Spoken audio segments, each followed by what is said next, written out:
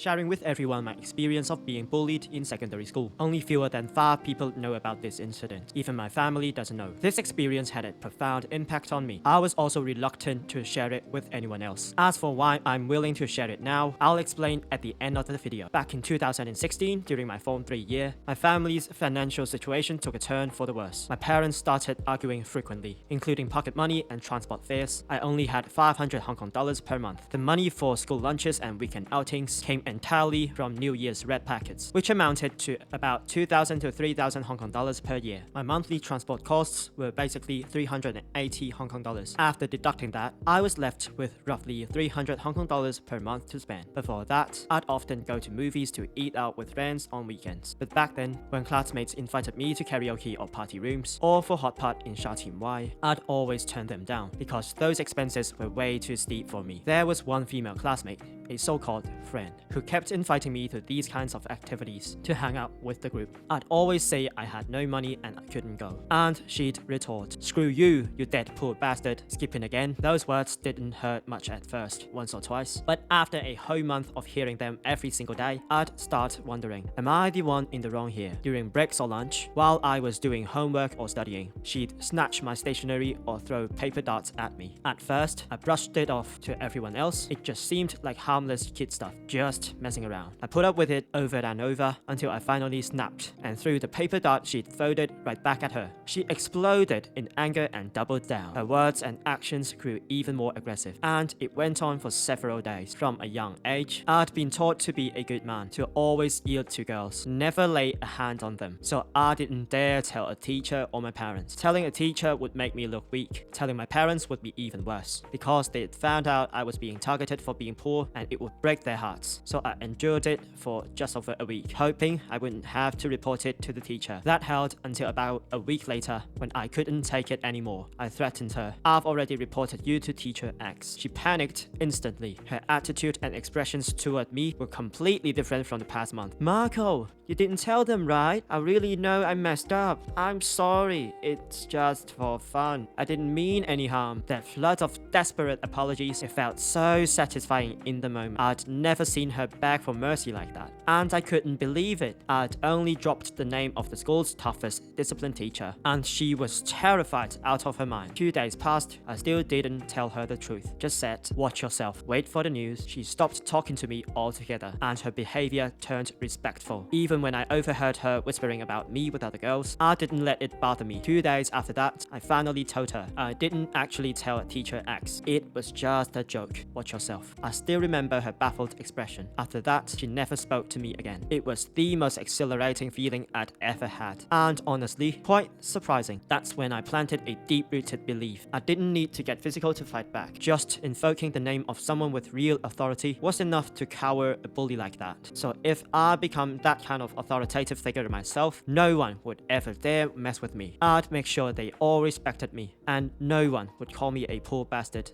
again. Just like that, intentionally or not, I resolved to become a person with authority and wealth. In Form 4, my parents' relationship changed. I became a single-parent child, living with my mom. I also told mom to not give me pocket money. I'd use the red packet money saved from New Year to cover living expenses, including transport costs, LCSD gym monthly pass, and market groceries. I also rarely joined friends for activities that cost money. At lunch, I'd eat mom's homemade lunchbox or skip eating altogether, then study or do homework in the classroom or library. I told myself I must get into university so no one would look down on me. I also kept my family situation completely secret, never telling anyone. I wouldn't let anyone belittle my family. I'd rise above them all. Just like that, the friends who'd joined me for restaurant lunches during regular lunch times, our gatherings dwindled. Relationships gradually drifted apart. I didn't care at all. I figured all those so-called friendships were just passing clouds, even fake ones. Knowledge and money are hard for anyone to take away. Seeing that female classmate who'd bullied me, still surrounded by so many friends, I gradually developed a deep resentment, hoping one day I'd expose the true faces of these villains and make them pay for it. When I go to university, I also went through social movements. Days when my family had zero income and a stretch of of really low times in university because there weren't many chances to meet classmates or do maskless activities. I didn't make many real friends. After the pandemic eased,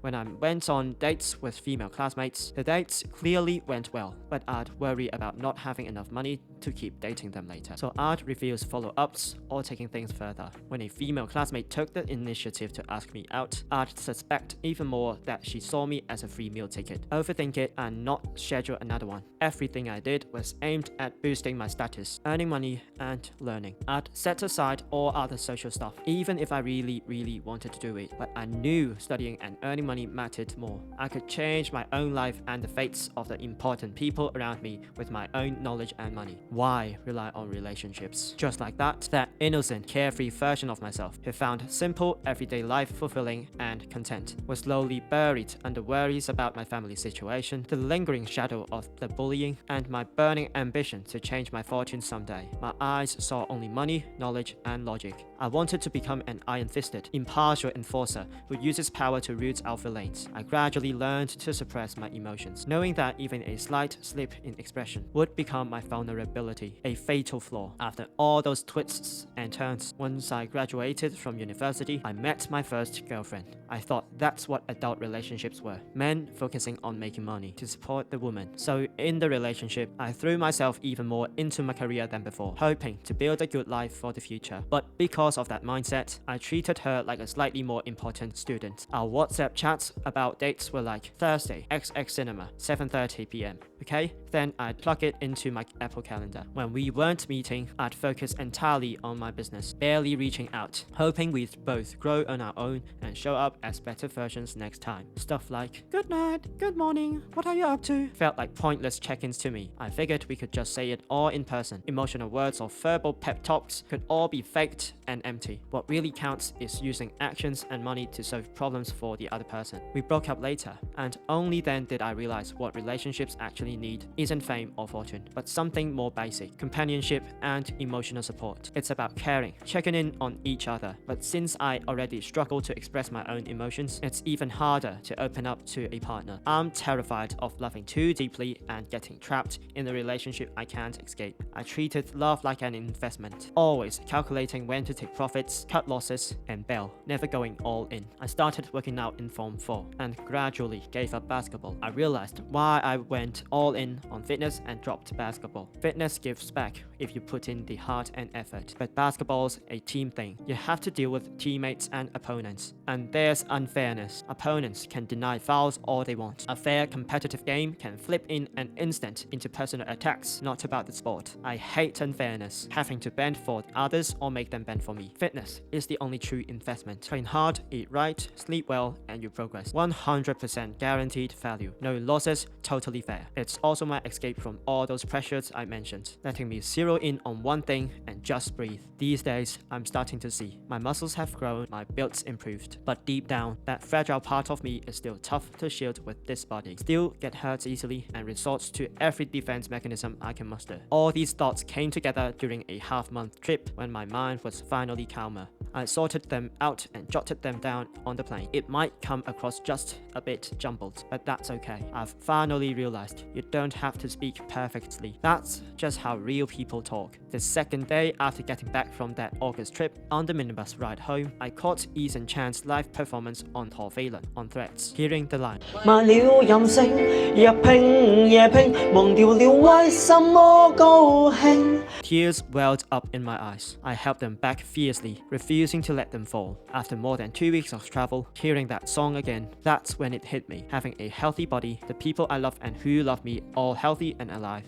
Clean drinking water and nutritious food, being able to do what I want every day and chase my dreams forward, that's more important than any glory or riches. Money doesn't need to be a fortune, just enough to keep all that going. I don't actually crave being some big authority figure with tons of cash. I just want peace inside. Free from the traps of those scheming bullies who prey on the weak. everyone who loves me and whom I love safe and sound. So why am I sharing this now? Before the trip, I watched a Gary Vee YouTube video where a multi-millionaire opened up to him. Even with millions to his name, he still felt like that poor, self-conscious kid inside. Gary told him, there are toxins in your heart you haven't let out yet. If you don't voice them out, that core self of yours won't update its sense of identity. No matter how much your life changes, it really struck home. That's why with this video, I want to unload all the toxins I've carried for 9 years. I have no idea what will come of it, but at least now I can accept I'm not perfect and feel a little lighter. Not sure if this video will make it up before September 5th, my 25th birthday, but happy birthday to me in advance. I also hope my future self remembers everything I said here. 10 years from now, looking back, I can say with pride,